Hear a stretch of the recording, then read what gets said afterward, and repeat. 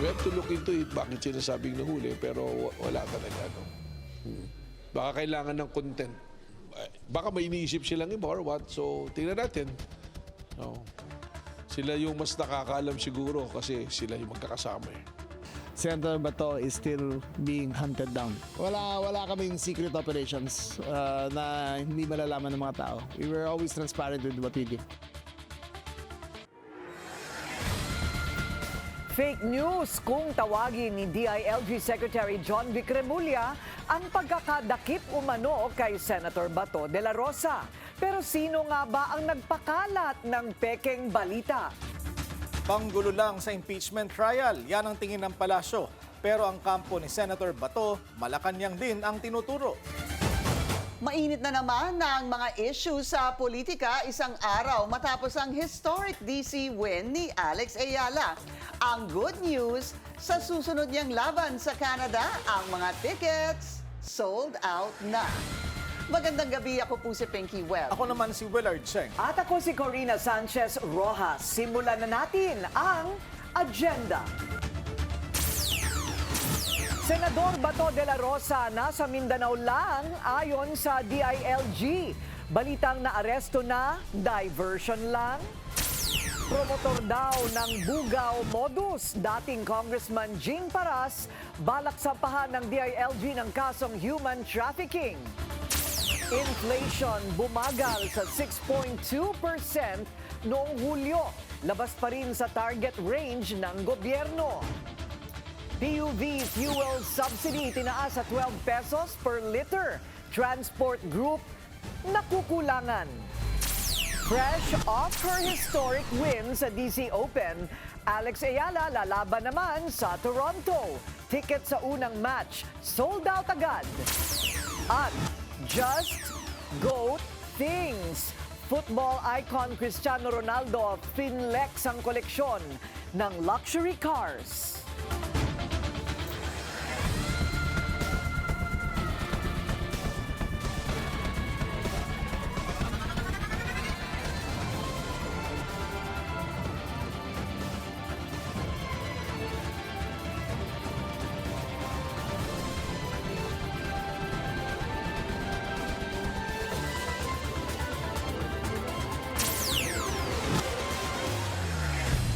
Still at large si Senador Bato de la Rosa ayon sa NBI.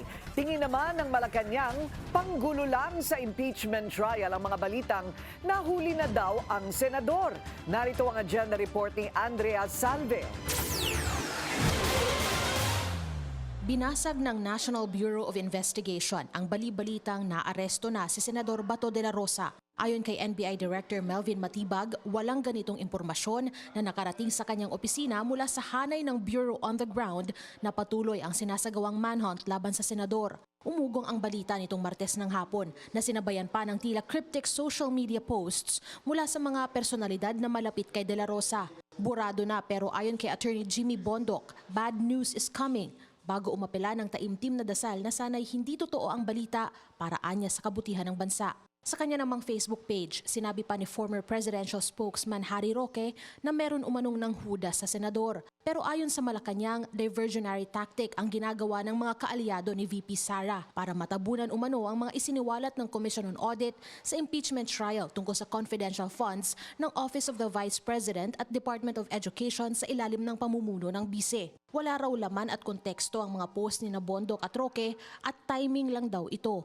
Nagpaalala rin ng palasyo sa publiko na dapat ay maging mas mapanuri sa mga nababasang impormasyon online. Sinisilip na rin ng NBI kung bakit lumutang ang balita habang iginigiit na nasa bansa pa rin ang senador. Yun yung paniwala namin because tuloy-tuloy naman yung surveillance natin.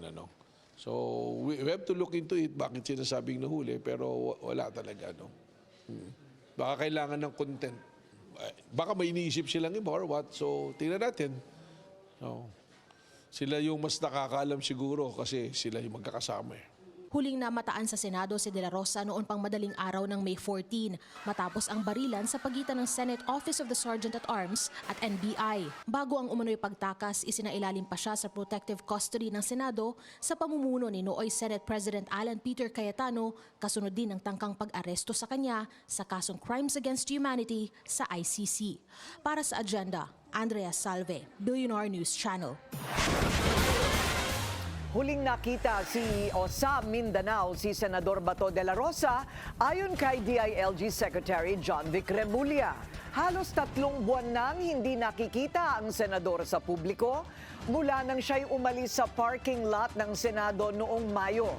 Tiniyak ni Remulla na susundin ng mga otoridad ang legal na proseso.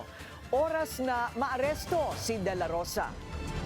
There's been a lot of speculation na nahuli siya and he's being whisked away to The Hague. Hindi po totoo yan. Nag-coordinate na po kami sa DOJ, nag-coordinate ang DLG, lahat ng law enforcement units. Senator Bato is still being hunted down. Wala kaming secret operations na hindi malalaman ng mga tao. We were always transparent with what we do.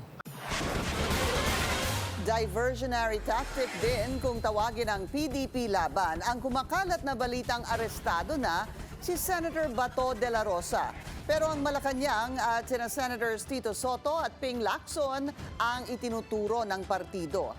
Sa gitna raw ito ng umano'y banta ng pagpapalit na naman ng liderato sa Senado.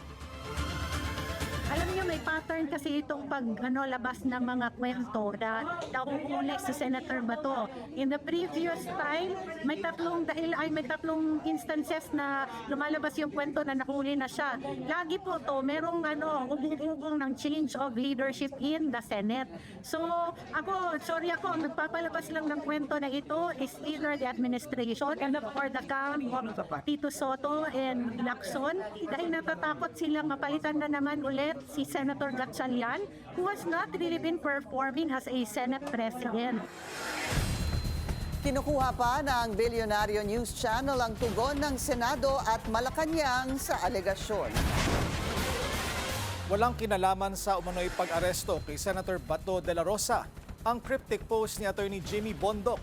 Sa the spokes ng Billionaire News Channel, sinabi ng legal counsel ni de la Rosa na si Attorney Israelito Torreon na iba ang kahulugan ng post at tinanggal na rin ito para iwasan ang mali-maling interpretasyon. In fairness to Jimmy, marami ng mga post even before that. May mga text messages na akong natatanggap. May tumawag pa na confirmed na nadakip siya. Kung nadakip yun, tatawag yun kaagad sa akin, pero wala eh. So relax lang ako. Minsan I'm not saying na sinadya ito. Scenarios like that are played out so that you would contact right away your client at saka mag-ping, wala na. Yung mga gano'n, nalulocate na siya. Ayon din kay Torreon, nasa Pilipinas pa rin si De La Rosa.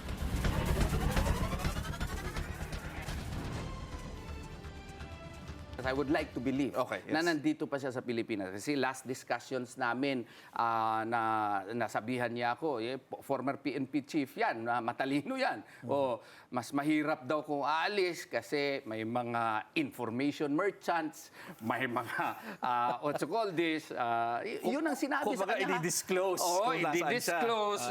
Ang term, information merchants.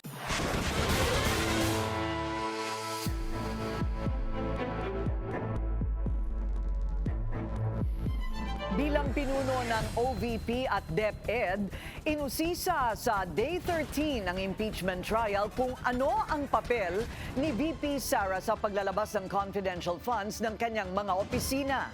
Narito ang agenda report ni Hannah T. Live nag-uulat mula sa Senado. Hannah, ano na ang latest sa paglilitis? Hinimay na ng mga senator judge ang naging role nga ni VP Sara sa paggamit ng confidential funds ng OVP at ng DepEd nung siya pa ang secretary nito. Tinukoy din or inalam ng mga hukom kung meron bang butas ang isang joint circular na ginagamit ng Commission on Audit para magtakda ng paggamit ng nasabing pondo. mag-yes or no ka lang. Kanina ka pa, inaaway mo ko lagi. Tila inaway ng testigo si Senator Judge Amy Marcos. Yan ang naramdaman ng senadora sa kanilang Q&A, kaugnay ng role ni VP Sara sa paggamit ng confidential funds. Winasto kasi ni State Auditor at Attorney Roderick Wamiel ang pahayag ni Senator Amy na tila hindi naman accountable officer si VP Sara sa paghawak ng confi funds, kundi ang inassign daw nito na special disbursing officers sa OVP at DepEd nung siya pa ang kalihim nito. Pumirma sa mga dokumento ang bise pagdating sa confi funds ng kanyang opisina. That is not entirely correct po, Your Honor. Because under the joint circular, it shall be the responsibility of the head of the agency first to approve yung cash advance. Pangalawa, to Oo oversee yung agency-wide utilization. Pangatlo, to ensure compliance with the joint Unresponsive circular. po. And also po, inattest din po ni OBP yung... Unresponsive po. Ang tinatanong ko lang, hindi ba yung designated, yung SDO, si Fajarda lang at si Acosta, hindi si VP, hindi siya yung payee eh. Ang liwa-liwanag. Pero ang sinabi niyo po kanina, yung accountable officer. Kaya nga, so yung accountable officer, yung SDO, nasa JCB Hindi lang po yan si SDO po yung accountable Hindi, officer, or. Your Honor. Ang sabi doon, head of agency or. Ang accountable officer ay responsable sa possession at custody ng pondong ginamit. Ayon yan sa isang joint circular na nagbibigay saklaw sa confidential funds. Kapag pumalya siyang mag-liquidate, maituturing itong ginamit for personal use and benefit. Kalaunay sinaway ni Presiding Officer Cheese Escudero si Wamiel na huwag makipag-away sa hukom at humingi rin ng paumanhin ang testigo. Pinabigyang linaw naman ni Senator Judge Risa Ontiveros kung sino-sino ba ang matuturing na accountable officer sa ilalim ng Government Accounting Code. Bilang simpleng sagot, kasama raw rito ang head ng ahensya. Pero hindi lang si Senator Amy ang tila kinorek ni Wamiel, pati na rin si Senator Judge Robin Padilla. Tinanong kasi ni Padilla kung exposed daw ba si Wamiel sa ilang bagay, kasama ang banta ng terorismo ngayon sa bansa. Nabalitaan niyo po ba ang ISIS, ang NPA, ang Abu Sayyaf? Exposed po ba kayo doon sa mga balita? Sa news po, may Sa mga news. nabalitaan po ako, Your Honor. Opo. Alam niyo po ba na kung gaano nakagrabe ang terrorism? Wala po akong threshold, Your Honor, to determine that. Wala po. Pero kayo po ang humahawak ng investigasyon patungkol sa confidential fund. Tama po ba? Hindi po siya investigation, evaluation po. Sa hiwalay pang Q&A ni Padilla, inusisa niya ang timing ng mga petsyang nasa tseke ng confidential funds. December 20, 2022 kasi ang unang tseke ng 125 million at inalala ni Padilla na ang founding anniversary ng CPP o Communist Party of the Philippines ay December 26. January 31, 2023 naman ang sunod na tseke, habang founding anniversary raw ng New People's Army ay March 29. April 18, 2023 naman ang third check at April 24 naman daw ang 50th founding anniversary ng National Democratic Front. Lahat po ito, walang nangyaring attack. Lahat po foiled. Wala po. For the first time, wala pong nangyaring attack. Kasi tuwing founding anniversary, may attack. Tanong niya sa testigo, naniniwala raw ba itong malaki ang naging papel ng confidential funds ni VP Sara dahil walang naging attack? Giit ni Wamiel, depende na raw yan sa gampani ng isang ahensya. Nasa 112.5 million pesos ang lumabas na ginastos ng DepEd na confidential funds sa termino ni VP Sara noong 2023, habang 500 million naman ang sa OVP mula sa ilang buwan ng 2022 hanggang sa sumunod na taon. Corina, pinatatawag na rin ng Senate Impeachment Court ang naging disbursement officers ng OVP at ng DepEd na sina Gina Acosta at Edward Fajarda. Inaasahan nating magte-testify sila sa trial by August 10 to 12 at sila yung mga nabanggit kanina na payees noong mga cheque ng confidential funds. At una na ngang sinabi ng testigo na si Wamiel na walang isinumite ang kampo ni VP Sara na sapat na documentary proof para sa proper disbursement nitong confidential funds. Balik sa'yo, Corina. So Hana, ngayong sinabi ng may kakulangan sa pruweba no, na nagamit yung confidential funds ng tama, pinababalik ba ng COA yung halaga at magkano kung sakali? Corina, nitong Abril, inuphold ng Commission on Audit na mag-issue ng notice of disallowance covering at least about 73 million pesos ng confidential funds ng OVP noong 2022 at meron pa ngang about 375 million na dinisallow na cash advances. So in total, nasa around 448 million pesos yung disallowed amount. And this meant that Duterte was ordered to return the funds. At sabi ni Wamil kanina, yung desisyon na yan ng COA na to restitute ay hindi raw apektado ng pag-file ng isang petisyon sa Korte Suprema para i-challenge ito at kailangan daw ibalik agad unless merong i-issue yung SC na stay order. At sa ngayon, Corina, hindi pa na-establish kung naibalik na nga ba ito ng OVP. Yan yung aabangan natin sa mga susunod na araw. Balik sa'yo, Corina. Maraming salamat, Hannah T. Nag-uulat live mula sa Senado. Ibinasura ng Korte Suprema ang consolidated petitions na kumukwestiyon sa pagdinig ng House Justice Committee sa impeachment case ni VP Sara. Kabilang mismo ang bise sa naghain ng petisyon kasama si Attorney Israelito Torion. Ayon sa SC, maituturing ng moot ang mga petisyon dahil naiakyat ng Articles of Impeachment sa Senate Impeachment Court. Ongoing na rin daw ang trial kaya wala nang epekto ang kanilang desisyon. Malinaw para sa House prosecutors na may pananagutan si VP Sara sa questionableng paggasta ng kanyang confidential funds. Legal victory din para sa prosecution ang naging pasya ng Korte Suprema sa impeachment hearings ng Kamara. Yan ang agenda report ni Isaiah Mirafuentes live mula sa Senado. Isaiah.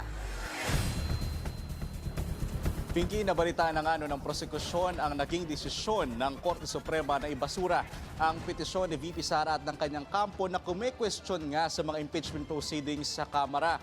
Ayon pa nga sa prosekusyon, Pinky, panahon na raw para mag-move on ang depensa dahil tapos na ang usapin kaugnay sa fishing expedition, mini trial na paulit-ulit daw na tila propaganda na raw ng depensa. Samantala, Pinky, kaugnay nga sa nangyaring impeachment trial ngayong araw dito sa Senado, naniniwala ang prosekusyon na unti-unti na nilang naipakikita sa taong bayan kung paano raw nagkamali si VP Sara ng paggamit ng kanyang confidential funds. Hindi man direktang nababanggit sa paglilitis laban kay VP Sara na mali niyang nagamit ang confidential funds, pero kung testigo at prosekusyon raw ang tatanungin, malinaw na at may sapat ng basihan para masabing nagkamali ang bise. Sunod-sunod na raw kasi ang mga red flags. Sabi, if there's a failure to liquidate despite demand, then that is already a prima facie evidence that the persons who are accountable for these funds misused it, or in fact, ang nakalagay doon, used it for his or her personal benefit. Kung may complete staff work yan, hindi sana nabuo yung chichiryagang na yan. Hindi sana umabot sa ganung punto. Kung kumpleto yung mga dokumento niyan, hindi tayo abot dito eh. Kumbaga, nagkakaroon na ng sunod-sunod na yung red flags. Malinaw rin para sa kanila na may pananagutan ng bise dahil permado niya mga liquidation ng pondo na ipinagkatiwala sa kanyang opisina. Nabase rin sa paglilitis, nakitaan ito ng mga discrepancies.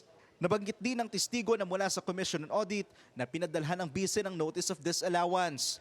Base sa dokumentong nakuha ng Billionaire News Channel, sa huling quarter ng 2022, aabot sa mahigit 73 million pesos ang pinababalik sa Office of the Vice President.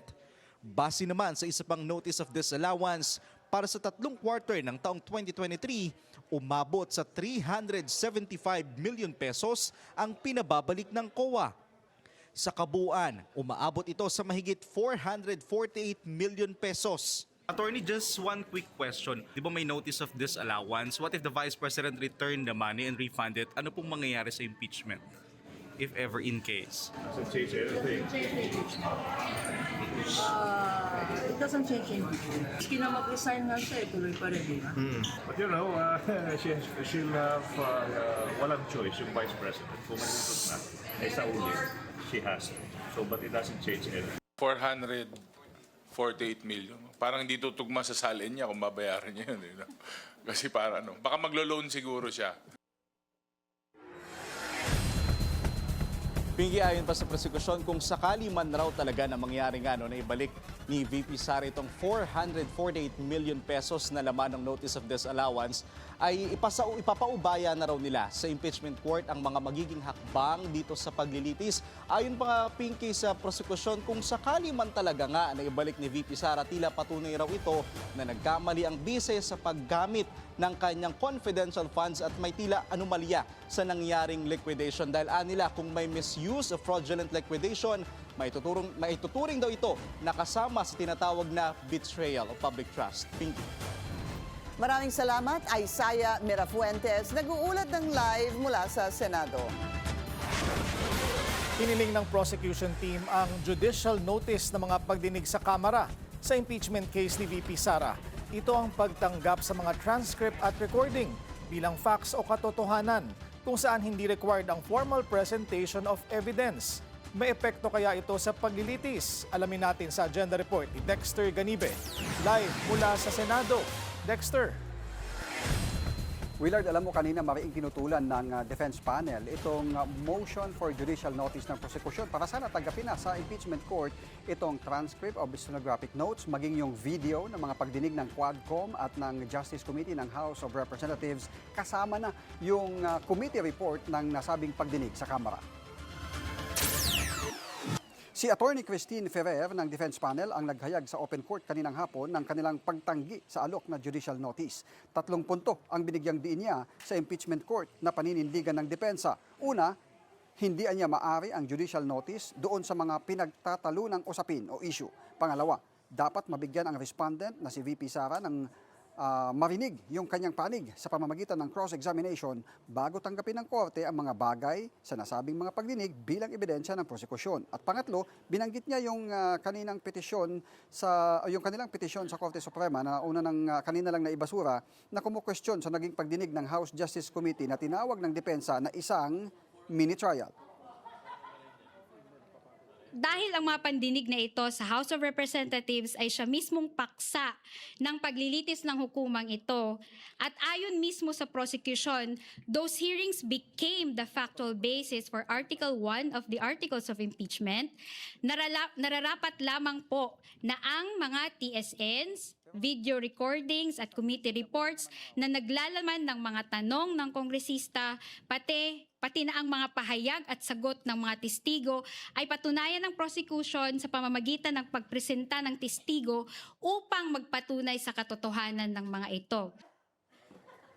Sa kabila ng mahigpit na pagtutol ng depensa, partially granted ang motion ng prosekusyon para sa judicial notice. Pero mariing nilinaw ni Impeachment Court Presiding Officer Chis Escudero, ang pag-aproba sa judicial notice ay limitado lang sa pagkilala na nagkaroon nga ng nasabing mga pagdinig at hindi yung katotohanan ng mga nilalaman ng mga pagdinig na ito. May babala rin ang presiding officer kasunod ng desisyong pagbigyan ang judicial notice.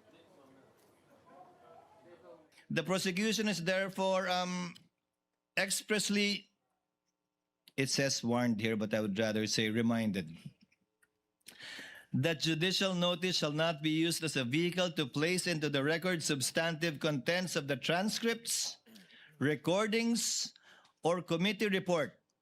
It is not a substitute for the presentation and formal offer of competent evidence, nor does it dispense with the applicable rules on authentication, hearsay, relevance, and the right of the respondent to object and confront the evidence presented against her.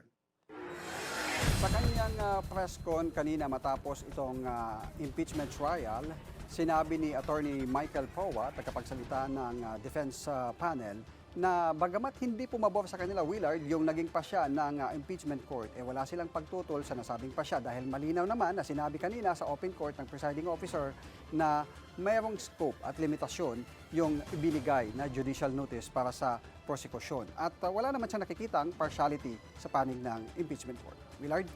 Maraming salamat sa update, Dexter Ganibe, nag-ulat ng live mula sa Senado. Tila hilaw pa ang bala ng prosekusyon sa alegasyong paglustay ni VP Sara sa kanyang confidential funds, pero may tuturing daw talagang red flag ang paggasta umano ng 125 million pesos ng opisina ng bise sa loob lang ng 11 araw. Hindi pa napapatunayan ng prosekusyon ang umano'y misuse of confidential funds ni VP Sara. Ayon ito kay Attorney Tranquil Salvador III na nagsilbing defense lawyer sa Corona impeachment trial. Pero sa on-point ng Bilyonaryo News Channel, ipinaliwanag ni Salvador ang facts na na-establish mula ng talakayin sa Senate Impeachment Court ang pondo ng bise. Number one, that there were certain funds that had no liquidation documents to support it. That was established. There were also some funds that were disbursed with no accomplishment reports. Okay? And there were some disbursed funds that while they had acknowledgement receipts, it was not properly received by individuals named therein. And if there is actual receipt, the identity of the person is put to question. Ang tawag anya sa mga ito ay prima facie evidence o paunang ebidensya. At giit ni Salvador, kailangan ito sagutin ng depensa. Kung hindi nila makokontest ito, then that prima facie evidence will stand. Ngayon sasabihin ng mga ibang tao, some of them might ask, but he's conducting cross-examination. Cross-examination is not yet the presentation of evidence of the defense. It is the way to erode the competency of the witness. Kabilang daw sa dapat maipaliwanag ay kung totoong tao ba ang nakalistang recipients ng confidential funds tulad ni Mary Grace Piatos. Naniniwala si Salvador na ipapasabpina sila ng prosecution. Burden of evidence dun sa kabila. The defense. Evidence.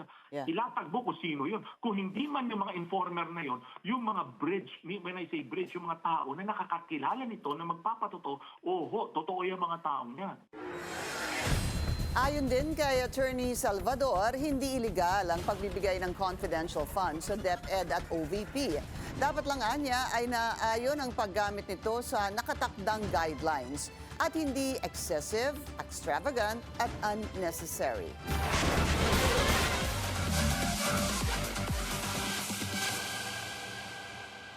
Hindi pa raw lubusang nakakapag-celebrate si Pinay tennis sensation Alex Ayala following her historic win sa DC Open. Agad kasi siyang sasabak sa panibagong torneo, this time in Toronto. Yan ang agenda report ni Anton Rojas. Marami ang hindi pa rin makapaniwala sa historic feat ni Alex Ayala sa Mubadala DC Open. Pero para sa 21-year-old Filipina, hindi ito panahon para magpakalunod sa tagumpay. Sa halip, mas pinipili niyang tingnan ang kanyang unti-unting pag-unlad bilang isang manlalaro habang nagpapatuloy ang kanyang paglalakbay sa WTA Tour. Pagdating sa Toronto para sa National Bank Open, ilang oras pa lamang matapos ang makasaysayang kampanya sa Washington, inamin ni Ayala na marami pa rin siyang kailangang pagbutihin sa kanyang laro. I enjoy a lot being in these sorts of environments, but there's so many things that I want to work on. There's so many things that I focus on in terms of my progress as a player. So still a really long way for me to go, I think. Yeah. Sa kabila ng kauna-unahang WTA Tour level title ng Pilipinas, hindi pa rin nagbabago ang mindset ni Ayala. Aminado siyang hindi pa rin siya lubusang nakakapag-celebrate dahil alam niyang may panibagong hamon na agad na naghihintay. Matapos ang isang linggo na naghatid sa kanya ng mga panalo laban kina Zheng Qinwen, Leylah Fernandez, Elina Svitolina, Naomi Osaka at Jessica Pegula, mas mahalaga para sa kanya ang mabilis na paglipat ng focus mula sa kanyang Washington title success patungo sa susunod na tournament. My mind's just been going back and forth between focusing on the next match and wow, did I really just do that? So it's definitely, I mean, it's a first for me, so I'm learning how to handle it.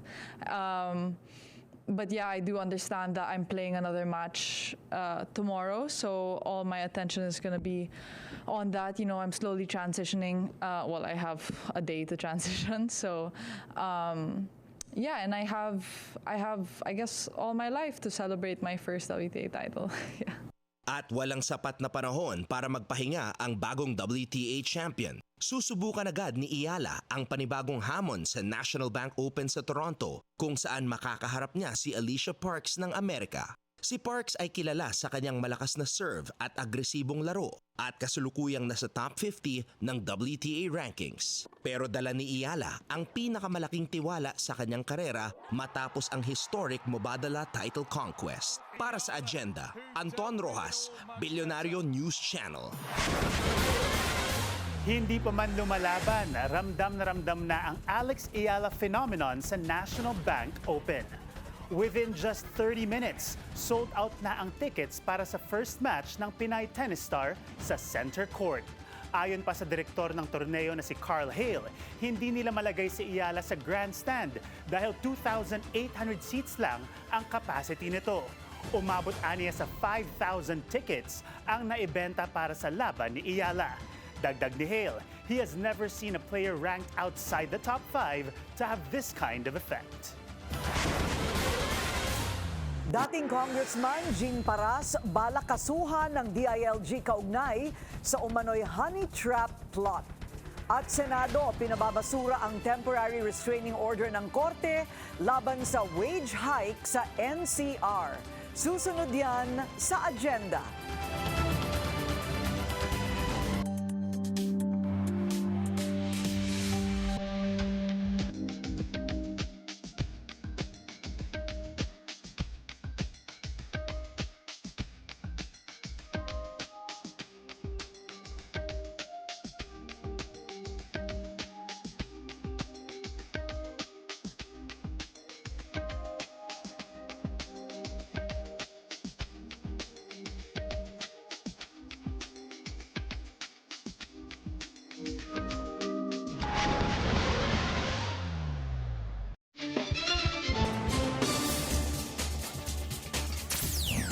Traffic check muna tayo ngayong Miyerkules sa Elliptical Road. Moderate ang daloy ng mga sasakyan papasok ng Commonwealth Avenue. Mabilis naman ang kabilang lane. Balak ng DILG na sampahan ng kasong human trafficking si former Negros Oriental Representative Jing Paras kaugnay ng umano'y honey trap plot. Tingin ni DILG Secretary John Vic Remulla, si Paras ang nasa likod ng planong pag-target sa kanya kay Executive Secretary Ralph Recto at iba pang matataas na opisyal. With regards to the issue of the supposed entrapment na gagawin kay Senator Ralph, kay E.S. Ralph, and eventually it leaked that it was na-target rin kami ni Vince Dizon, ni OMB Boying, and others. I would like to think that si Congressman Legarda is a better person. But to get to the bottom of it, kailangan makita natin talaga kung ano ang nilalaman ng statement ni Congressman Jing Paras, former Congressman Jing Paras. It seems like siya ang pasimuno nito. Siya ang konekta sa Bugaw. Ang Bugaw ang nagsabi ko ano ang plano. At ang nagbanggit lang ng pangalan ni Congressman Bibiste ay si Jing Paras. So Jing Paras is the person of interest. Iniimbestigahan namin and we are considering filing charges of human trafficking against him para sa okasyon na to. Pumalag naman ang abogado ni Paras sa paratang at hinamon ang kalihim na ilahad ang kanyang ebidensya sa tamang hukuman. Itanggiman o hindi, hawak na raw ng NBI ang mga ebidensya laban kay Batangas Representative Leandro Leviste at former Congressman Jing Paras. Dapat daw sa ahensya at di sa media sila magpaliwanag tungkol sa umano'y honey trap plot laban sa ilang opisyal. Narito ang agenda report ni Andrea Salve. Hinamon ni NBI Director Melvin Matibag ang kampo ni na dating Congressman Jing Paras at Batangas 1st District Representative Leandro Leviste na humarap sa mga investigador para bigyang linaw kung meron o wala silang papel sa umano'y honey trap plot laban kay Executive Secretary Ralph Recto. Kasunod dito ng sulat na ipinadala ni Attorney Mark Tolentino, counsel for former Congressman Jing Paras, na humihiling na i-reset ang kanyang scheduled appearance kapag nabigyan na raw sila ng mga kopya ng mga dokumentong may kaugnayan sa kaso. Kabilang narito ang affidavit ng umano'y bugaw na talent manager at mga ebidensya sa kanyang aligasyon. Pero giit ni Matibag, that is their prerogative. Kung ayaw nilang umattend, hindi sila pupunta. Pero they have to come to makita yung ebidensya. Kung gusto nila magkaharap na gano'n, iharap sa kanila yung mga ebidensya. Nandirito naman eh. Ang sa akin lang naman, deny it categorically. Hindi kayo nag-usap ba kayo o hindi nito ni alias Ken? Kilala mo ba siya o hindi? Meron na bang denial na kakilala niya at di niya nakakausap? Yun ang gusto kong marinig. Kapag daw direktang itinanggi ni Paras at Leviste ang aligasyon, ibig sabihin lang daw ay nasa NBI na ang burden of evidence para patunayang sangkot ang dalawa sa tangkang paninira. Mahirap naman nagdi-deny ka sa social media at sa media lang. Sabi naman nila, we will place it on the proper forum, and based on law, ang NBI is the proper forum for you to say those things. Una nang sinabi ng NBI director na hawak na nila ang screenshots ng palitan ng mga mensahe ng umano'y bugaw at ni Paras kung saan pinag-uusapan daw ang character assassination plot laban kay Recto. Dagdag pa niya, binura pa raw ni Paras ang kanyang mga personal na mensahe pero nahuli na raw ang dating kongresista dahil kanila nang nakuhanan ng mga ito. At kahit pa burado na raw ang mga ito, may kakayahan daw ang NBI na ma-retrieve ang mga mensahe. Sa Huwebes, August 6, inaasahang haharap sa NBI National Capital Region sina Paras at Leviste. Para sa agenda, Andrea Salve, Billionaire News Channel. Tuloy ang tigil pasada ng Manibela. Ayon kay Manibela Chairman Mar Balbuena, fare increase ang kanilang panawagan, hindi fuel subsidy. Nakatakda ang transport strike mula August 10 hanggang 12. Sa kabila yan ng desisyon ng Malacanang na itaas sa 12 pesos ang 10 peso per liter fuel subsidy para sa mga PUV driver sa gitna ng muling pagsirit ng presyo ng produktong petrolyo. Napagkasunduan ito sa isang cabinet meeting nitong Martes, ayon kay Executive Secretary Ralph Recto. Dapat managot ang Energy Regulatory Commission sa umano'y sobrang singil sa kuryente ng distribution utilities. Ito ang ipinaglalaban ng isang malaking consumer group. May nauna na raw kasing desisyon ng Korte Suprema ukol sa trabaho ng ERC sa pagpipigil sa distribution utilities na palubohin ang kanilang singil. Pero hindi naman daw ito nasusunod. Madiin ang paghimok ng Unified Filipino Commuters and Consumers sa ERC at COA na trabaho ng mga ito na silipin ng kabuang kita ng distribution utilities at tiyaking nasusunod ang itinakdang limitasyon ng batas. Sa memo ng Billionaire News Channel, sinabi ni URCC President RJ Javellana na bukod sa pag-amyenda sa EPIRA, matagal na ring naaantala ang rate reset o pagbabago ng singil ng mga power firm. Nasabi po ninyo, dapat ayon sa batas, ano po ba ito? Sa Ligang Batas? Saan po ito? Ang sinasabi po natin ay ang Korte Suprema ay nagkaroon siya ng desisyon na kinakailangan magkaroon ng return on equity. Ibig sabihin, kung namuhunan ang Meralco ng 100 pesos, dapat 12 pesos lamang ang kanyang kitain o 12%. Ano po? Hihintayin pa ba ng ERC na ang presidente ng Pilipinas ang mag-anunsyo na kahit i-announce lang yung isang sinasabing system loss na dapat matanggal? Bahagi lang po yun.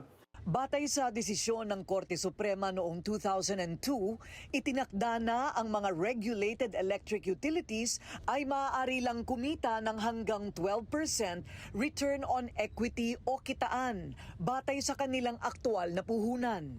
Layunin nitong tiyaking makatarungan ang singil sa mga consumer at hindi sosobra ang kinikita ng distribution utilities. Ngunit ayon sa annual report ng Meralco mismo na isinumite sa SEC noong 2024 ay nakapagtala sila ng 32% return on equity.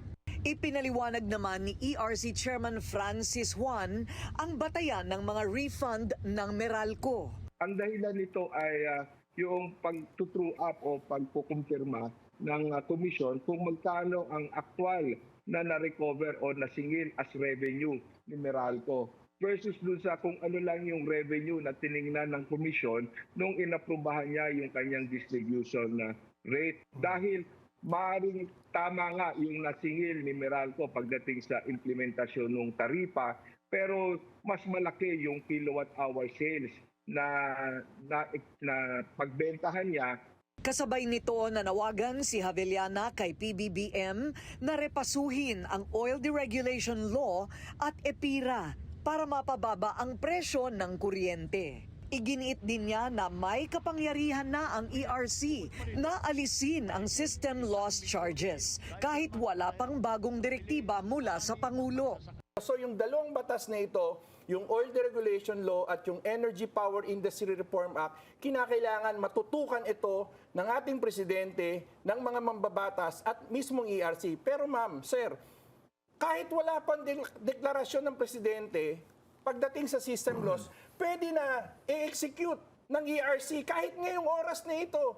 Pwede na niyang i-execute at sabihin niya, dahil siya naman ang nagre-regulate kung ang system losses ay i-charge sa atin o hindi. Habang hinihintay ang aksyon ng ombudsman sa reklamo na inihain ng kanilang grupo, umaasa si Javeliana na magkakaroon ng mas mahigpit na regulasyon para maprotektahan ang mga consumer. At harinawang gawin ng ERC at ng COA ang kanilang nakamandatong trabaho na proteksyonan ng mga consumer sa walang tamang basihan na mataas na singil sa kuryente. Kinalampag ng mga rallyista ang Kamara dahil sa patuloy na pagtaas ng singil sa kuryente. Nagprotesta sila kasabay ng pagdinig ng mga mambabatas sa mga ipinapasang singil sa mga consumer. Hiling nila ibasura ang EPIRA law at alisin na ang VAT sa kuryente. Ang kuryente sa amin pahirap dahil marami silang nilalagay sa bill na kung ano-ano na inaro nila sa mga consumer. Pinapataw nila yung mga bayarin na yan na hindi naman kami nito magamit. Nagbabangayan man ng ilan sa kanila, nagkaisa ang mga senador para tutulan ang pagharang ng korte sa 85 peso wage hike sa Metro Manila sa isang resolusyon na pinirmahan ng 21 senador mula sa mayorya at minorya. Nanawagan sila sa Pasig Regional Trial Court Branch 152 na bawiin ang inilabas nitong TRO sa wage order. Pinagbabawal ng Article 126 ng Labor Code ang pagpigil sa taas sweldo na utos ng Wage Board. Nakikiisa rin ang Senado sa Labor Department, sa National at Regional Wage Boards, pati na rin sa milyon-milyong manggagawa sa bansa na ipinaglalaban ang nakabubuhay na sahod.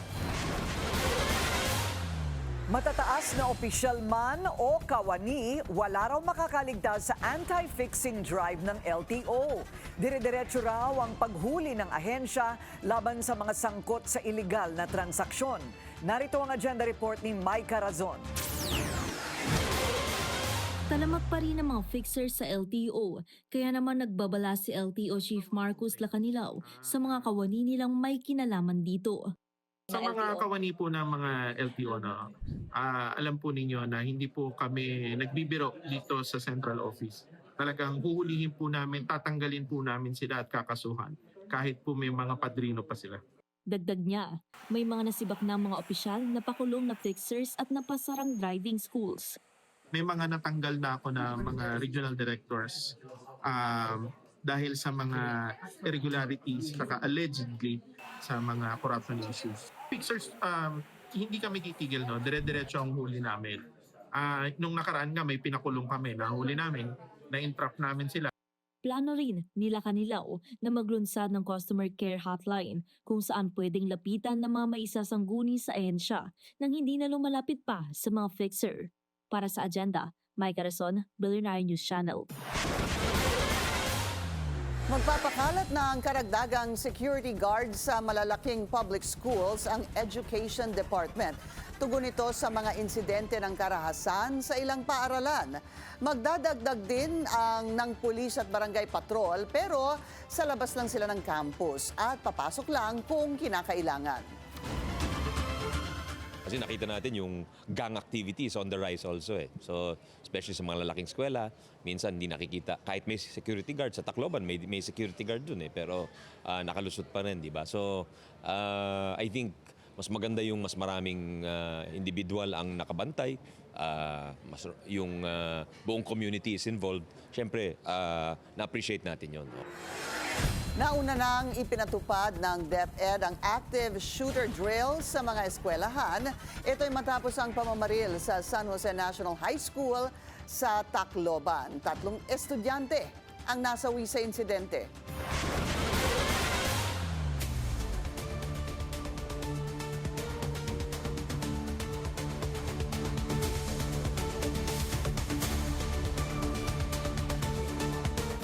Ano nga ba ang totoong sukatan ng pag-unlad?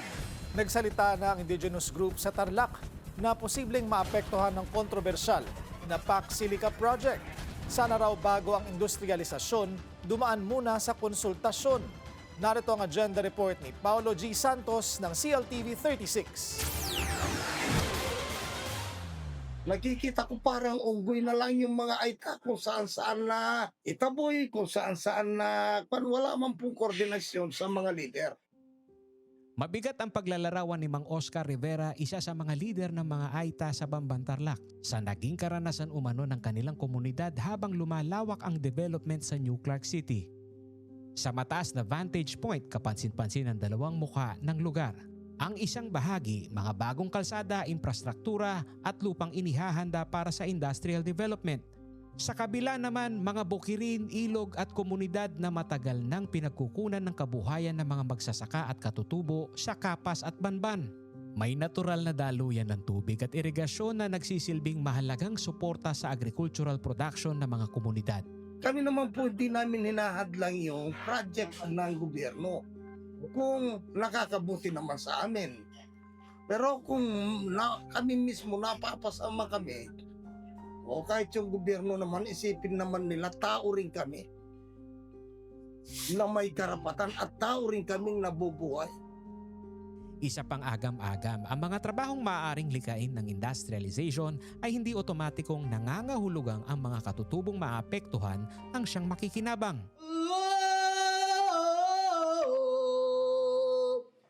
Itaboy mo hila apo na malyari, hilay mapanira ni luta, mapangamkam.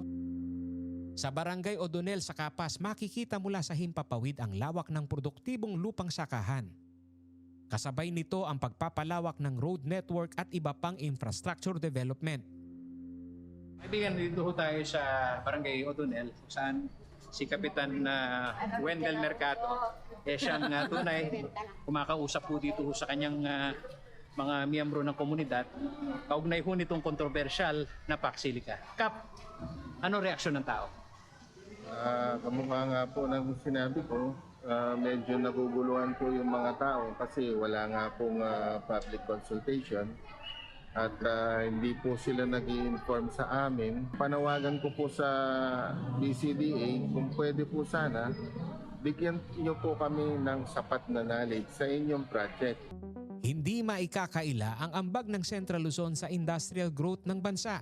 Ang Clark Economic Ecosystem ay tahanan ng manufacturing, aviation, logistic, electronic-related industry habang patuloy na itinutulak ng rehiyon bilang mahalagang bahagi ng Luzon Economic Corridor. Pero may isa pang economic identity ang Central Luzon na hindi maaaring alisin sa equation ay ang agrikultura. Ang rehiyon ay isa sa pinakamahalagang agricultural production area ng Pilipinas at matagal nang kinikilalang pangunahing producer ng palay at iba pang food commodities. Sa dulo, hindi man kailangang mamili ang Central Luzon sa pagitan ng bukid at pabrika. Ang tunay na hamon ng industrialization ay kung papaano pagsasabayin ang investment, food security, environmental protection at karapatan ng mga komunidad. Dahil ang progreso ay hindi lamang nasusukat sa halaga ng investment, haba ng kalsada o dami ng bagong gusali. Nasusukat din ito kung sino ang nakasakay sa pag-unlad at kung sino ang maaaring maiwan. Nagbabalita mula sa Central Luzon para sa Bilyonaryo News Channel, Paolo G. Santos ng CLTV 36 News. Taliwas sa agam-agam ng indigenous groups, nanindigan ng ilang business leaders na magandang epekto ng PAC Silica Project sa bansa. Ang detalye sa agenda report ni Sheila Salaysay. Maaari ba itong maging simula ng bagong yugto ng industrialisasyon sa Pilipinas? Naniniwala ang ilang mga negosyante na kaya itong maisakatuparan ng Pax Silica Project. May potensyal daw ang proyekto na makalikha ng libu-libong trabaho sa engineering, technology, research and development, makahikayat ng malaking mamumuhunan at mapababa ang gastos sa kuryente habang tinitiyak ang pangangalaga sa kalikasan at kapakanan ng mga komunidad. Madami nagsasabi na ito ba'y mabuti sa Pilipinas? Ang sagot doon is yes. Iaakyat natin ang participation ng Pilipinas imbis na bench warmer, kumbaga sa basketball, tayo ay nasa first five. Tayo ang nasa gitna at sentro ng pagde-develop ng bagong technology that will lead us in the next 20 years.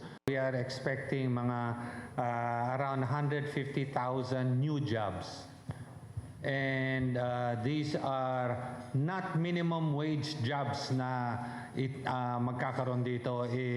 These are technology jobs, engineering jobs, and also development jobs. Bukod doon sa 150,000 direct jobs, and we are expecting around 700 to 750 indirect jobs and support na trabaho dito sa programa na to. Sinabi rin ng mga business leader na makatutulong ang proyekto sa pagpapababa ng gastos sa kuryente. Mura lang mag-generate ng power eh. Ang mahal ng power natin dito, sabihin mo sa kanila na kayo gumawa ng power, matutuwa yun. Kasi makakasave sila eh. Dahil ang cost of generating power in our country and power is very expensive. And if you do this, it becomes cheap. So, lahat ho ng mga problemang sinasabi dyan, may solusyon ho dyan.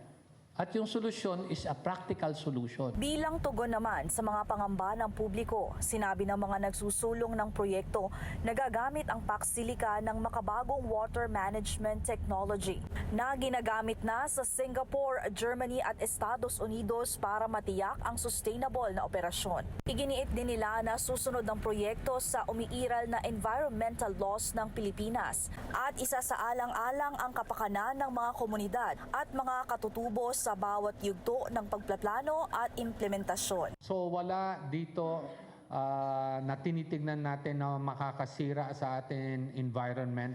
In fact, the objective is the harmonization of both environmental protection as well as having a sustainable factories or development center. Para sa mga business leader, higit pa sa isang mining o industrial project ang Pax Silica. Nakikita nila ito bilang isang pagkakataon para makapagpatayo ng mga globally competitive na industriya, makalikha ng mas maraming dekalidad na trabaho, at mahikayat ang mas maraming skilled Filipinos na manatili at magtrabaho sa bansa, habang tinitiyak na ang pag-unlad ng ekonomiya ay kaakibat ng pangangalaga sa kalikasan, paggalang sa karapatan ng mga komunidad at responsabling pagpapatupad ng proyekto. Para sa Agenda, Sheila Salaysay, Billionaire News Channel. Kinilig na naman ang fans kina Liza Soberano and Beanie Mika. Lumabas sa social media ang video ng dalawa doing Pilates together. Ginanap daw ito sa LA ayon sa nag-post na X account. The two previously went viral after Mika commented "Hi crush" sa TikTok post ng aktres. Back in May, nagkita rin sila here in the Philippines at ginulat ang netizens with a selfie. Reminder ulit sa Army, bumili lang sa authorized ticketing outlets. Isa kasing scammer ang inaresto for targeting BTS fans hoping for concert tickets. Ang detalye yan sa Agenda Report ni Lade Cabagani. Hindi na nakapalag sa entrapment operation ng PNP Anti-Cybercrime Group ang babaeng ito dahil sa mga reklamo tungkol sa pagbebenta niya online ng BTS concert tickets. She is engaged in a scam related to this concert ticket. So wherein she sold the same numbers of tickets to several persons through online by advertising that you can buy a cheaper price for a concert wherein itong concert po ay gagawin next year ng isang sikat na foreign ban dito sa ating Pilipinas. So mahirap maghanap ng ticket ito. That's why marami ang naghahanap. Umabot sa 12 ang naghain ng reklamo. Ilan sa mga biktima ang nagbayad na ng buong halaga. Ang iba naman ay nag-down payment gamit ang e-wallet. We were able to file a case of estafa. So that is in violation of the revised penal codes 315, Article 315. So of course, in relation to the Cybercrime Prevention Act of 2012.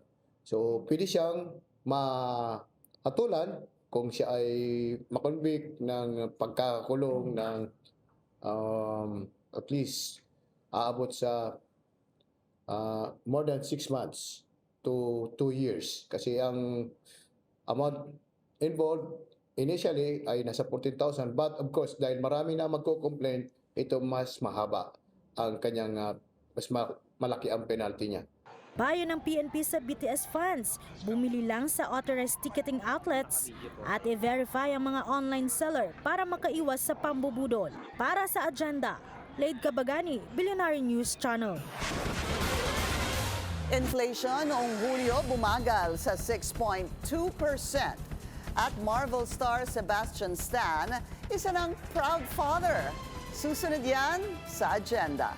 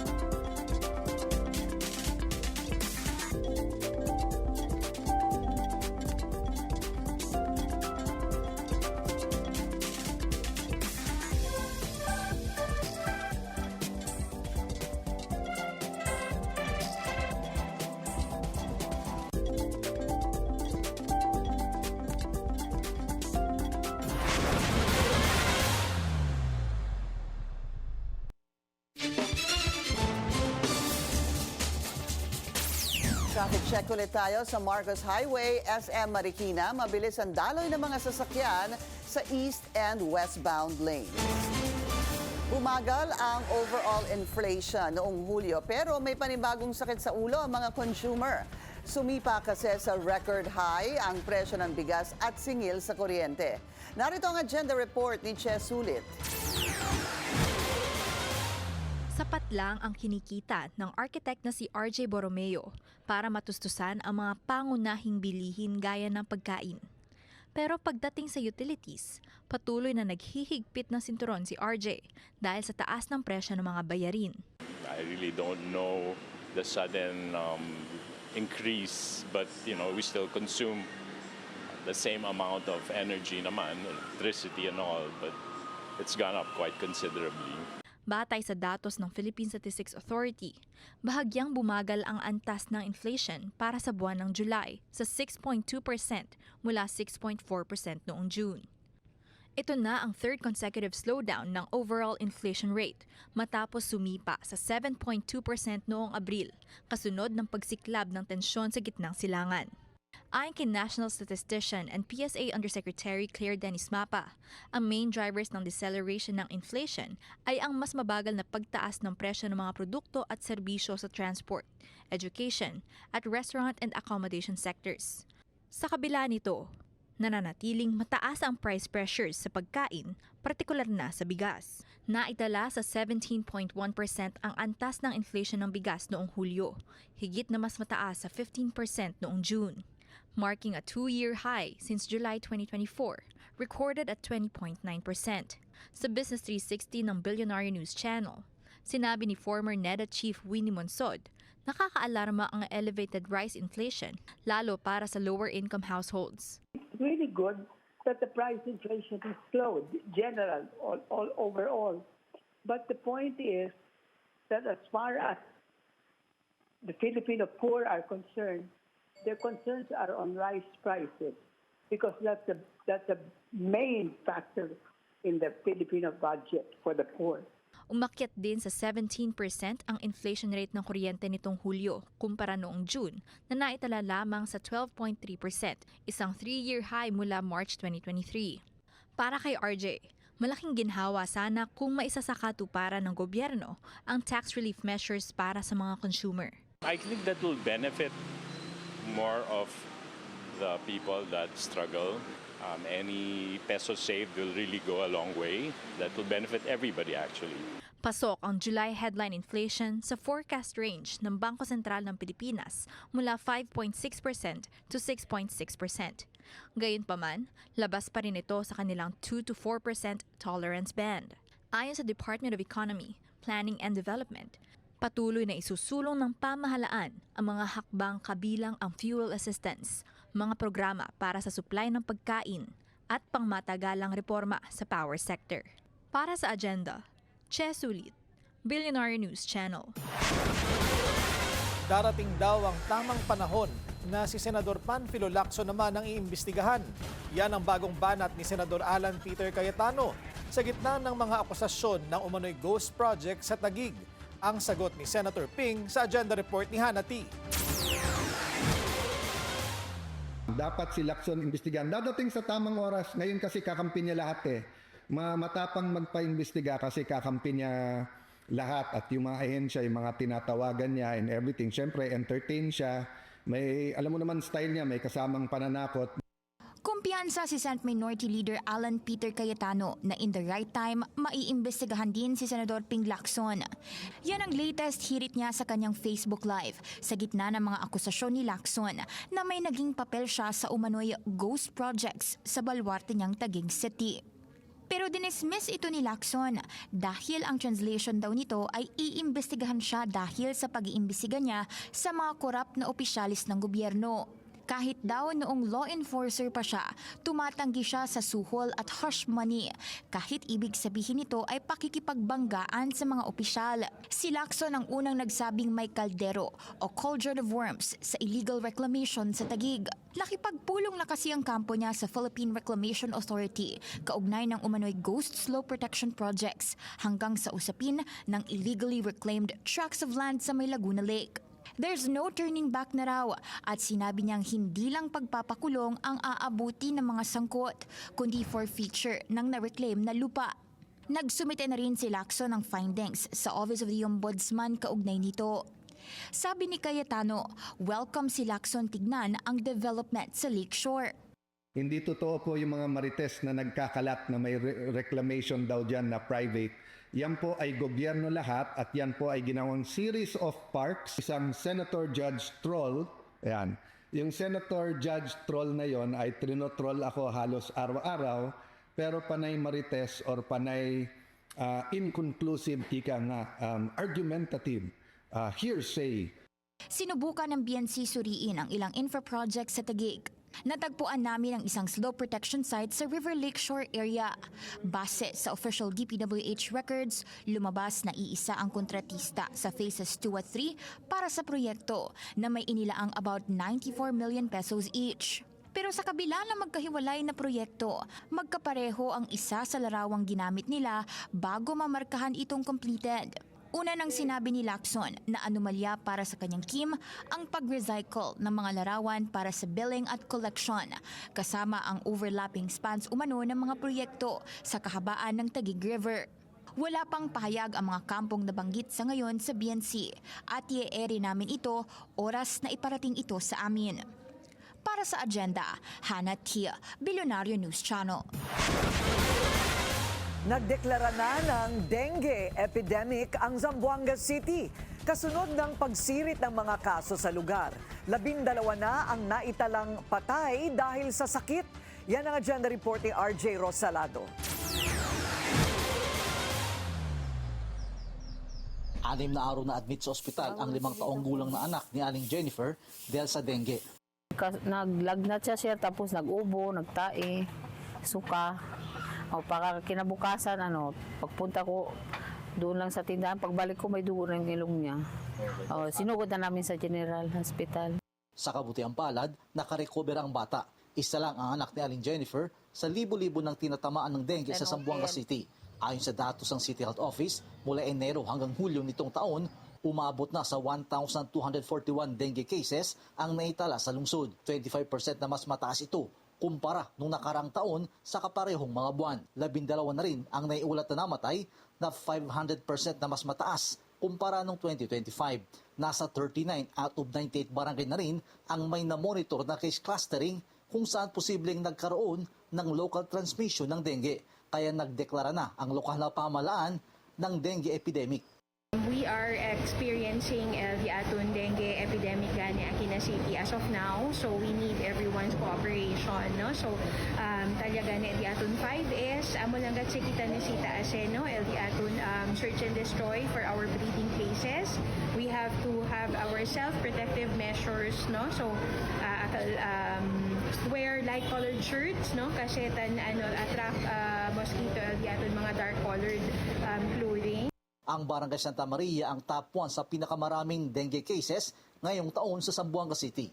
Yes po, nag-educate kami sa kanila na paano yung 5S, yung kailangan mag-search and destroy muna, tapos yung anong tawag doon, yung self-protection measure, seek early consultation, then support paging, tapos yung mga inom talaga ng tubig para hindi mag-dehydrate. 2022, huling nakaranas ng dengue epidemic ang Zamboanga City. Para sa agenda, RJ Rosalado, Billionaire News Channel, Zamboanga City. Umaabot sa mahigit 12,000 pamilya sa ilang rehiyon ang apektado ng pinagsamang epekto ng Bagyong Luis at Maymay, pati na rin ng habagat ayon po yan sa OCD. Kumuha tayo ng update sa lagay ng panahon mula sa ating ka-weather, BNC resident meteorologist Benison Estareja. Benison. Hindi naging ganap na bagyo na ang low pressure area kagabi sa may West Philippine Sea at binigyan na ito ng pag-asa ng local name na Maymay. Si Maymay na po ang pang-13 bagyo ngayong 2026 at ikalawa naman sa buwan ng Agosto.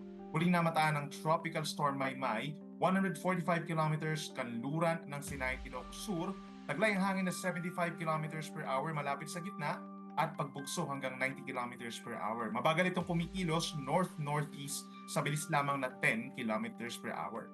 Ayon sa latest track ng Pag-asa, kikilos pasilangan o pabalik ng kalupaan ng Northern Luzon ang Maymay at posibleng maglandfall sa Ilocos Norte o Ilocos Sur ilang oras mula ngayon. Huwebes ng umaga, tatawidin ng bagyo ang mabundok na Cordillera Region at posibleng humina dito sa may Cagayan Valley bilang low pressure area pagsapit ng hapon. Samantala, isa pang bagyo na may international name na Dolphin ang patuloy na lumalapit sa bansa. Huling namataan po itong si Bagyong Dolphin sa layong 1,660 kilometers east-northeast of extreme northern Luzon. Taglayang hangin na 155 kilometers per hour malapit sa gitna at kumikilos west-northwest at 15 kph. Ayon sa ahensya, maliit pa rin ang tsansa na pumasok si Dolphin sa ating PAR at babaybayin lamang ang Okinawa, Japan at East China Sea simula sa Huwebes. However, aabot pa rin po sa extreme northern Luzon ang outer rain bands ng bagyo at palalakasin din ito ang habagat sa bansa hanggang sa weekend. Kaya ka-weather, mag-ingat pa rin po sa pabugsubugsong malakas na ulan at hangin sa Luzon at Western Visayas na maaaring magdulot ng pagbaha at pagguho ng lupa. As of 5 in the afternoon, nakataas ang wind signal number 2 dito po sa 8 lugar sa ating bansa. And that includes hilagang southern portion of Ilocos Norte, gayon din ang Ilocos Sur, northern and central portions of La Union, gayon din ang northwestern Pangasinan, Abra, western portion of Kalinga, western portion of Mountain Province, at dito rin po sa northwestern portion of Benguet.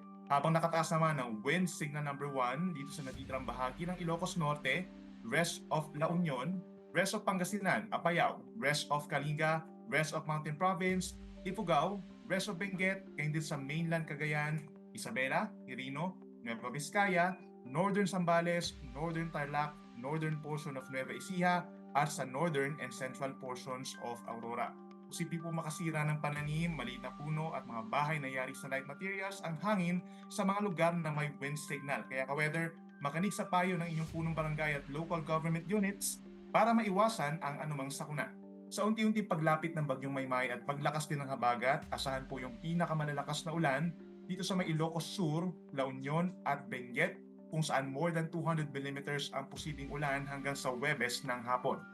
Posible naman ang 100 to 200 millimeters na ulan sa Pangasinan, Abra, Kalinga, Mountain Province, Ifugao at Zambales, habang posible ang 50 to 100 millimeters na ulan sa ibababahagi po ng Central Luzon, magi dito rin sa Metro Manila, Calabarzon, pababa po ng Occidental Mindoro, no? At possible din dito sa may Western Visayas pagsapit sa mga susunod na araw. Posible po magkaroon ng malawakang baha at pagguho ng lupa sa mga lugar na ito, kaya ka-weather, patuloy na magantabay sa advisories at heavy rainfall warnings ng ahensya.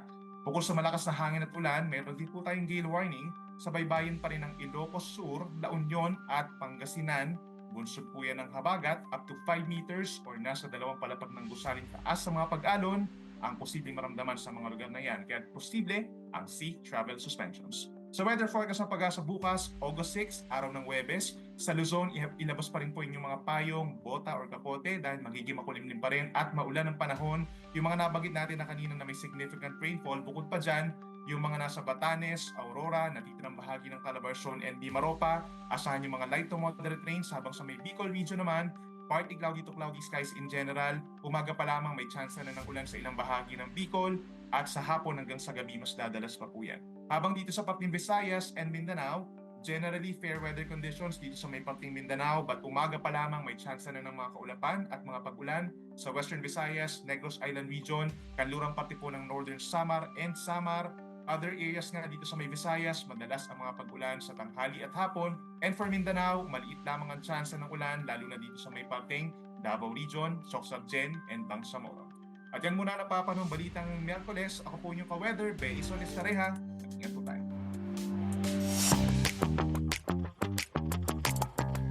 Mas tumindi pa ang speculations na kasal na sina Bradley Cooper and Gigi Hadid. Napag-alaman kasing wedding bands from Boucheron ang suot nilang matching rings during a recent outing in Paris. Gigi wore the French luxury brand's Quattro Radiant Edition wedding band na may 33/4 carat diamonds. It is priced at $6,450. Bradley, meanwhile, opted for the Gaudron Pink Gold wedding band na may distinctive double band design. It is worth $2,120. October 2023 nang unang na-link ang 51-year-old actor sa 31-year-old supermodel. Kinonfirm nila ang kanilang relationship in May of last year. Sebastian Stan is now a dad. Multiple reports say nanganak na ang kanyang actress-girlfriend na si Annabelle Wallis. The couple had been together since 2022 and confirmed their pregnancy just last May. The baby's arrival comes amid a busy professional schedule for the new parents. Stan will reprise his role as the Winter Soldier sa Avengers Doomsday and will also appear sa Batman Part 2 ni director Matt Reeves. As for Wallis, she stars in the action film Mutiny, which will be released later this month. Kilala rin siya for her role sa Peaky Blinders. Bridgetown Avenue, opisyal nang ni-rename to John Gokongwei Jr. Boulevard. At Leonardo DiCaprio at Jeff Bezos nag-collab. Susunod yan sa agenda.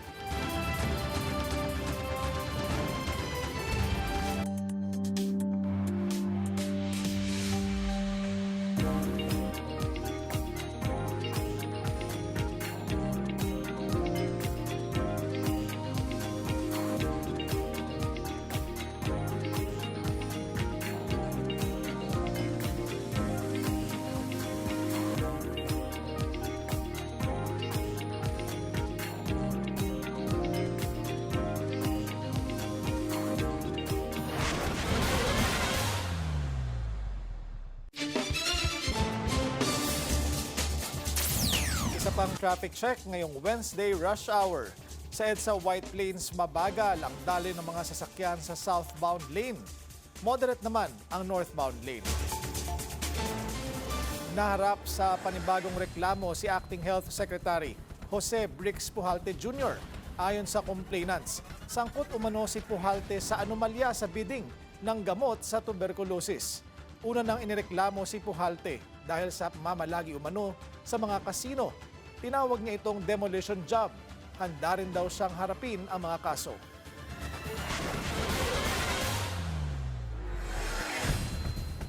Isang kalsada ang ipinangalan sa isang legendary business tycoon.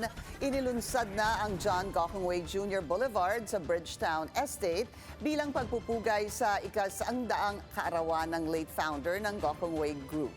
Narito ang agenda report ni Avia Zunich. A road renamed, a legacy honored. Robinsons Land Corporation has officially renamed Bridgetown Avenue to John Gokongwei Jr. Boulevard, honoring the late founder of the Gokongwei Group ahead of what would have been his 100th birthday on August 11th. The renaming pays tribute to Gokongwei's enduring values and principles that continue to guide the company today. It's a physical manifestation of Mr. John's boldness to dream. I think this complex is as you can see, it's a world-class development, and we're very proud of the mixed-use elements we've added to this, and I think this is a physical manifestation of all of Mr. John's values over his lifetime. No? The hard work, the grit, the integrity, and the entrepreneurship, and most of all, the boldness to dream. The 1-kilometer boulevard runs through Bridgetown, Robinsons Land's flagship mixed-use estate spanning Quezon City and Pasig. At its heart is a 200-meter bridge connecting both sides of the development. Higit pa sa isang bagong pangalan, ipinakita ng boulevard ang vision ni John Gokongwei Jr. of creating connected communities, bringing homes, businesses, and public spaces together in one destination. Para sa Agenda, Avia Zunich, Billionaire News Channel.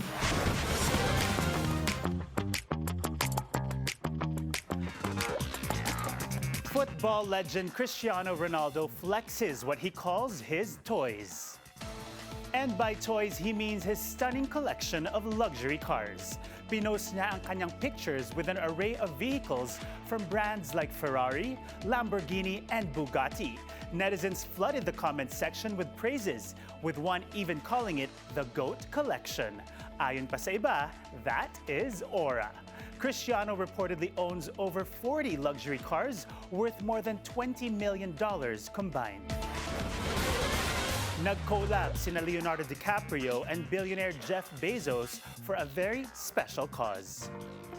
Their foundations launched a joint project dedicated to recovering 100 of Earth's most threatened species. May initial commitment na sila na $200 million, making it the largest single philanthropic initiative with such a goal. It is called the Phoenix Species Project. Layon sa proyekto na mag-provide ng sustained investment in efforts to accelerate recovery for affected species. Makikipagtulungan sina DiCaprio and Bezos sa local communities, scientists, and conservationists. The legal battle heats up between Brad Pitt and Angelina Jolie. The actor is now accusing his ex of withholding information about her income. Pero ayon umano sa kampo ni Jolie, walang karapatan si Pitt na makita ang financial records. Kaugnay ng issue sa long-standing dispute nila over a French winery, which they jointly owned from 2008 to 2021. Pitt filed the lawsuit in 2022, claiming that Jolie sold her stake to an investment firm without his consent. Ginawa raw daw ito ni Jolie to obtain financial independence from him. Jolie alleges vindictive lang ang aktor dahil she filed for divorce.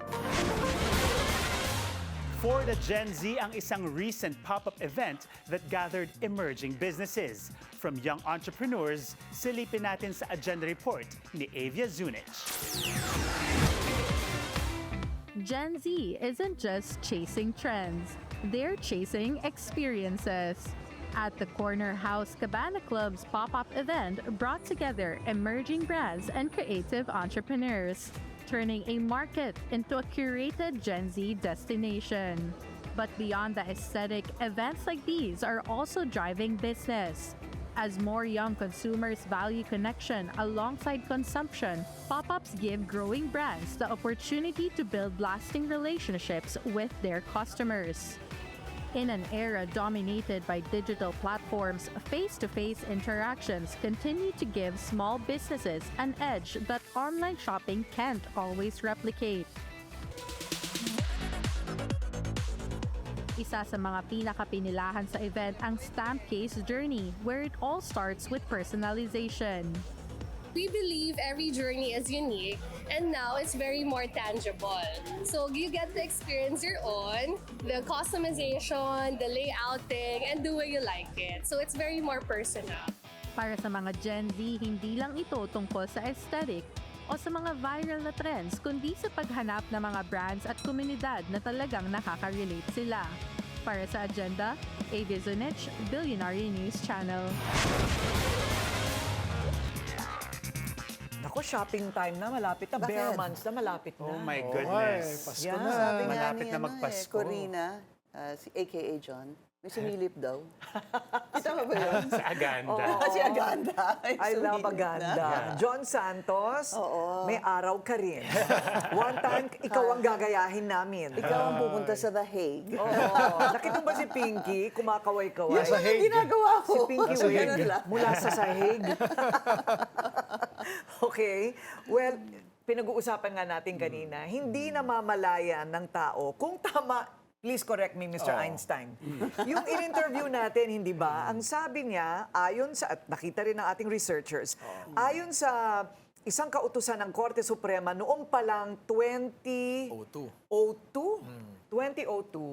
ang ERC at ang COA ay obligado na siguraduhin na ang kinikita lang ng mga public utilities, yung mga distribution utilities, ay 12% lamang ng kanilang puhunan. So ito yung sa Meralco. Meralco. Tsaka yung ibang, Meralco? kasama distribution, other distribution companies. Okay. Oo. Pero, ayon na rin mismo sa mga dokumento, 2024, 30+% ang kinita. Bakit sabi? So from 12 to lang? 30, my goodness. 12, and how long has it been? That was a 2002 ruling. Unless it changed midway. So, Einstein? Ako lang ba nakasalang dito? Kaya nag-file ng case yung grupo ni RJ Havellana sa Ombudsman. Yes. Para silipin yun, precisely. Oo. Para i-review ng ERC. Right, At right. gawin yung trabaho nila. At saka ngayon, nakapako tayo sa systems lost charges. Yes. But there is also, anong tawag doon? Yung senior citizens. Lifeline charges. Lifeline. Lahat ng mga subsidy or discounts given, tayo lahat ang nag-shoulder pala. But the government is trying to reverse that, right? Mababayaran daw ulit ang mga consumers? May return? The refund. The refund. Totoo kaya yun? May refund pero pinayagan yung under recoveries. Oo. No? So parang Laban bawi. parang wala din. Parang nabura din. Yeah. Anong tawag doon? Laban bawi? Laban bawi. Laban bawi. Oo. So ito may hinay-hinay sa Christmas lights. Oo naman. Grabe, mahal ng kuryente. Tuloy pa rin ang Pasko. Huwag kayong ganyan. Sa EDSA pa lang, ang dami ng Christmas lights eh. Ngayon? Di ba kung patikot-tikita? Traffic naman yung sinasabi mo eh. Ayan. Well, anyway, bantayan po natin kasi sa dami ng nangyayari ngayon, patong-patong na, hindi mo na alam kung ano ang babantayan mo. Ano na naman kaya ang susunod? Kay Alex Ayala na lang tayo. Yes, sinong bantayan natin bukas? Oy, bukas na ba, Alex I think Ayala? it's tomorrow, di ba? She said, yeah. Pero medyo nakakatakot yung kalaban niya, di ba? Ay, mukhang robot. Alam mo, para siyang But kaya ni Alex yan. Giant Slayer. Go, Alex! Parang Avatar. Yung kanyang kalaban, Alex. Mag-iingat ka, ha? Go. Alright, yan po ang ating agenda ngayong gabi. Ako po si Pinky Webb. Ako naman si Willard Cheng. Para sa mga karagdagang balita, bisitahin ang aming official website, pnc.ph. Ako naman po si Raymond Gutierrez. At ako si Corina Sanchez Rojas. Sa bawat issue may anggulo at ang balita may agenda.